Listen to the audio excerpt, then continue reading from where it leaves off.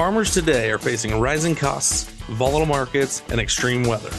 The A Better Way to Farm podcast digs into strategies to help you take control of farm inputs and maximize profit so your farm can thrive for generations.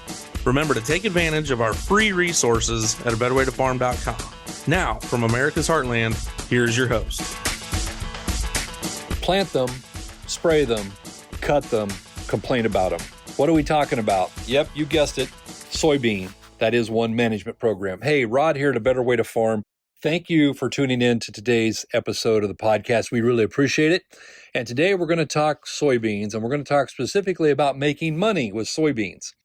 Karen and I were sitting around here this afternoon, and I said, hey, what are you thinking on this? And she said, I read a post this week about some individual who claimed to have lost $300 per acre on growing soybeans. And I find that very unfortunate.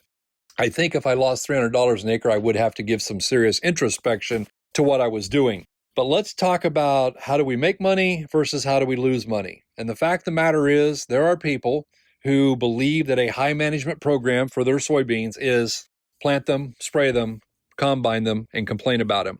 Ladies and gentlemen, that is not high management. Let's talk about three different stories here of guys that we work with. Number one would be Mike. Mike's a good friend of mine. He lives up in southeast Minnesota. Mike reached out to me and he called because he was very frustrated with his bean yields. He had been growing good corn and he said, I've been going to my local retailers and saying, guys, I got to do something different on soybeans. And he did this for 3 years. And for 3 years in a row, they said to him, Mike, what are you getting? And he said 50 bushel to the acre, to which they replied to Mike, that's good enough. And Mike said, that's good enough for me to pay my bill to you, but it's not good enough to do the things that we want to do. And so he reached out to us and said, what can we do differently? And we started working on a program, both on his corn and beans, and his corn has improved substantially too, but he was very happy with that when he started with us. However, we worked on a plan for soybeans.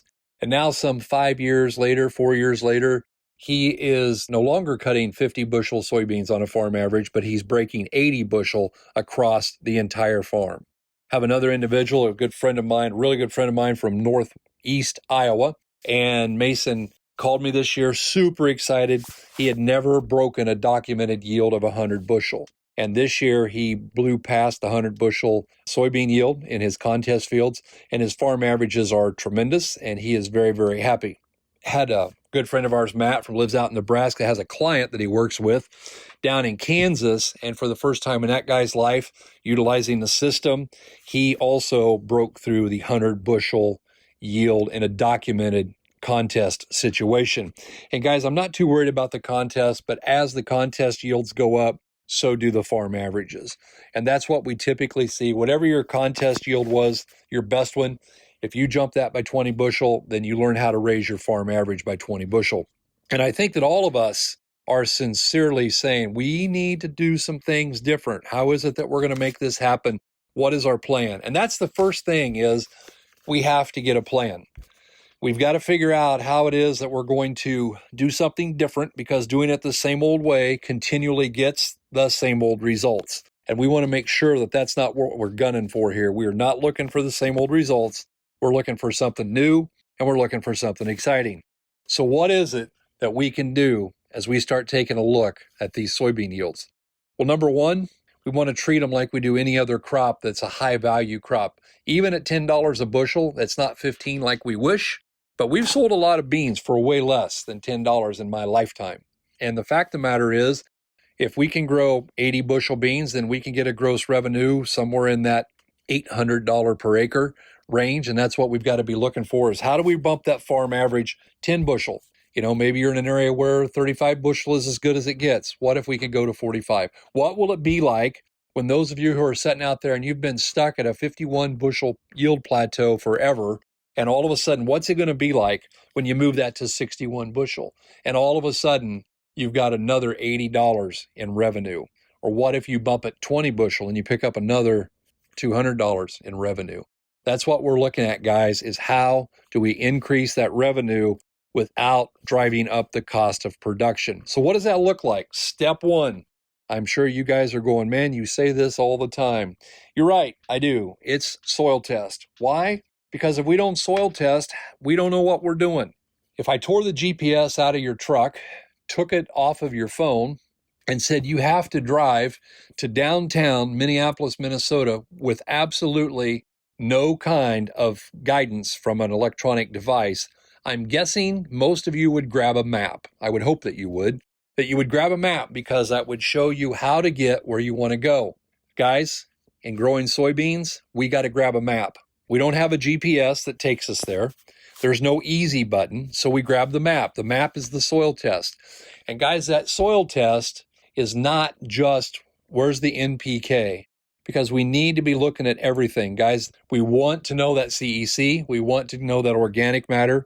We definitely want to see those base saturation rates. We definitely want to know what that pH is. I'm astounded the number of guys trying to grow soybeans and they have a pH of 5.8 and they can't figure out why it isn't working for them. I think there's a clue in that number 5.8. The first thing we need to do is lime. I was encouraged today. I saw an article that was written in Iowa State is actually saying that it does pay to lime, which is a recant of something they said about 4 years ago when they said that it didn't pay to lime. And I believe strongly, guys, that we want to get that pH into that 6.5 to 6.8 range. We want to get those base saturation rates where we can. And in that process of doing that liming, that's why the base saturation studies are important, that we look at those soil tests, because maybe we need to use a high mag lime. And maybe that's the last thing on earth that we ought to do. So we've got to figure that out. Grab that soil test. And then after we look at the P and the K, and we start looking at the ratios between some of the nutrients and say, how is that phosphorus to zinc? How is that potassium to magnesium? How are these different ratios in here that we look at? What's that iron compared to that manganese? And all of a sudden, it starts to make sense. And we start figuring out some things that we can do. And we do want to see those micronutrient levels. We want to know why we need boron, because we're going to hang on to more blooms and convert those into more pods and grow more beans. Why are we going to use a row place starter? Because we know that soybeans are a potassium hog, that they love potassium. It takes a lot of K to grow a soybean. And the fact of the matter is, the best way to get enough K in there is to force feed it early on, and then to foliar feed it later down the road. So we pull that, we start looking at that soil test. We say, okay, these are the micros that we need. These are the right NPK, which most of the time we're going to be looking at a high K starter, like a 318-18 or a 315-19-3. And when we do that, we're going to use it at a rate, probably a half rate of what we would do on corn, because as you guys know, soybean seeds are sensitive. We do have to check the organic matter and the CEC to make sure that it's even safe to go on the seed. Some of us have some lighter soils and we would have to do a splitter. Some of us have some lighter soils. We might have to actually move off of the seed trench. But nonetheless, we get something in there, we get that baby up, we get it started, we get it rolling. One of the things that a lot of our people are doing, we're seeing a tremendous number of people who it's automatic. They love putting sugar in the trench with their soybeans. And they also tend to put a pint of calcium in there, even if they have a decent pH. A lot of our guys feel very strongly that they're getting a great response to a dose of sugar and a dose of calcium in that seed trench to help that baby get off to a better start. I think that one of the things that we tend to skip is the inoculation process. The inoculant that we would have you use would be a rhizobium bacteria that is a live product, and we prefer that it be put on the seed before the seed is planted. And we're seeing 2 to 3 bushel typically on that for less than $2 an acre. And I would also encourage you that you need to be looking at other seed treatments, those ones that prevent pathogens. You guys know in your area, what are the pathogens that are biting you? What are the ones that are hurting you? And if you're fighting some different things, then you got to take corrective measures in order to fight those off. We would encourage you to make sure you're putting on the right seed treatments there. And you say, well, man, you've got to spend in more money. Guys, if you only want to grow 35 bushel beans, that management plan of plant, spray, combine, and complain will work. If you want to grow 70 bushel beans, we're probably going to have to do something different. We want to encourage you to take a look at that. The next thing I want you to take a look at is plant population. And every year we get people, they want to have a tremendous argument. I don't want to have an argument, guys. I want you to go prove this to you. I've got multiple texts this year from people saying, Rod, we did a plant population on soybeans, and we tested it from 80,000 to 150 or up to 160. And the winner invariably is either 120,000 plants per acre or 125,000 plants per acre. And no, I'm not going to argue with you. You can get on social media and tell us that we're wrong, and that's wonderful. You're entitled to your opinion. But why not run the test? Why not prove it to yourself? I hate the phrase everyone knows up here you got to plant 165. Here you got to plant 180. Here you got to plant 210. I've never met everyone. I want to talk to that guy sometime because I've got a lot of questions for him. And guys, this is a simple test to run. Go run it. It isn't hard for you to change the populations on your planters.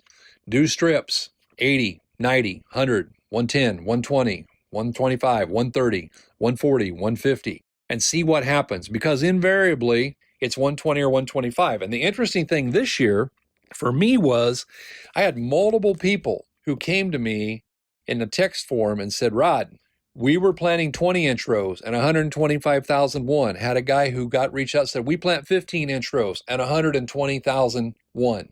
We plant 30-inch rows, 120 to 125 typically wins.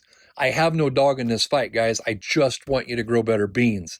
If you're fighting white mold, we have a lot of the people who have believed that going into the wider rows, getting out of the drilled and getting into 20, 22, 30-inch rows is really helping reduce that, and it helps it more when we back up that population. When we back off and we stop trying to put in 160, 180, 185,000, and we back it up down into that 120, 125, 130 range. Guys, I'm not even asking you to do your whole farm that way.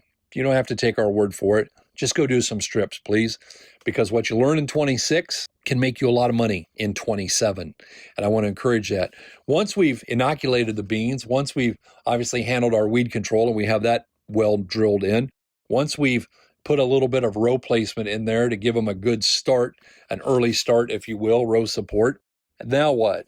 Well, now let's talk about the windows to foliar feed. And I understand that for some people, this is not of interest to you, and I'm fine with that. I understand. We're just talking to the guys who are saying we want to do this differently. We want to move up that yield curve significantly. The bottom line of foliar feed is going to run you somewhere in the neighborhood of about 2 bushel of soybeans each time you do it. And if you'd like to reach out to us, we will put you on the phone with people who will tell you why they're making 1 trip or 2 trips or 3 trips or even some of them 4 trips across the field. But the most important one is the one at V3.